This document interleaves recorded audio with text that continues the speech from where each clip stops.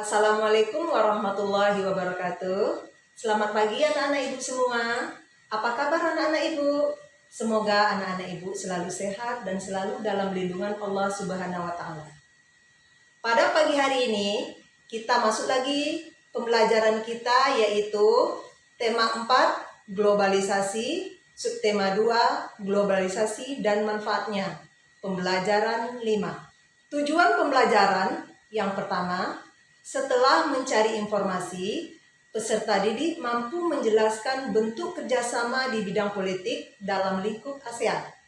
Yang kedua, setelah mencari informasi, peserta didik mampu menyajikan informasi tentang peran Indonesia dalam kerjasama di bidang politik dalam lingkup ASEAN.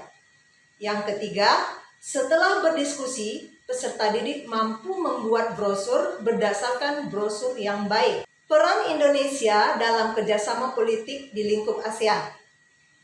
Keikutsertaan Indonesia dalam penandatanganan Deklarasi Bangkok menjadikan Indonesia sebagai salah satu pendiri ASEAN. Selain sebagai pendiri ASEAN, Indonesia memiliki beberapa peran besar dalam ASEAN, khususnya di bidang politik. Adapun peran Indonesia dalam ASEAN di bidang politik adalah sebagai berikut.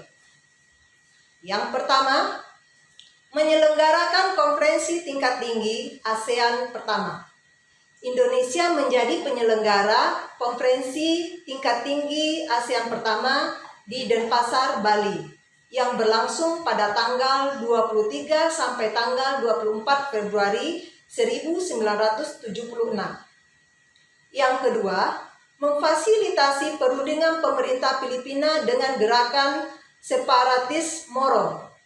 Indonesia atas permintaan pemerintah Filipina menjadi mediator perundingan antara pemerintah Filipina dengan gerakan separatis Moro. Yang ketiga, meluncurkan gagasan untuk menghargai dan melindungi HAM. Indonesia berusaha mengajak dan mendorong negara-negara ASEAN agar lebih menghormati HAM dengan cara mentaati segala aturan dan norma yang berlaku dalam negaranya. Yang keempat, mengatasi peredaran obat-obatan terlarang.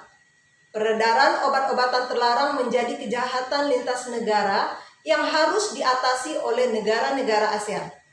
Obat-obatan terlarang memberikan dampak negatif terhadap generasi muda, sehingga masa depan sebuah bangsa pun akan terancam.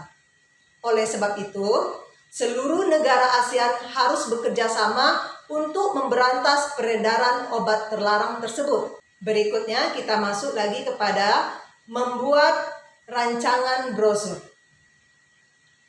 Brosur merupakan salah satu jenis reklame. Brosur adalah karya seni berupa lembar cetakan kertas yang berisi informasi singkat tetapi lengkap dan jelas. Brosur umumnya terdiri atas 2 lipatan atau 3 lipatan. Brosur biasanya hanya sekali diterbitkan dengan cara menyalurkan langsung kepada khalayak. Berdasarkan tujuannya, brosur dapat dibagi menjadi 2, yaitu brosur komersial dan brosur non-komersial. Brosur komersial biasanya berisi informasi tentang suatu produk atau perusahaan yang dilengkapi dengan beberapa gambar. Sedangkan brosur non-komersial biasanya berisi informasi kemasyarakatan seperti ajakan bersedekah dan gerakan anti narkoba. Untuk membuat brosur, kita harus memenuhi kriteria sebagai berikut. Yang pertama, memiliki pesan tunggal. Yang kedua, informasi ditulis secara singkat, lengkap, dan jelas. Yang ketiga, memiliki tujuan menginformasikan produk, layanan, ataupun program. Yang keempat, dilengkapi gambar atau foto yang mendukung pesan yang akan disampaikan. Dan yang kelima, memiliki desain yang menarik. Nah, anak-anak ibu semua, demikian pembelajaran kita hari ini. Semoga anak-anak ibu paham dan mengerti dengan apa yang ibu sampaikan tadi. Assalamualaikum warahmatullahi wabarakatuh.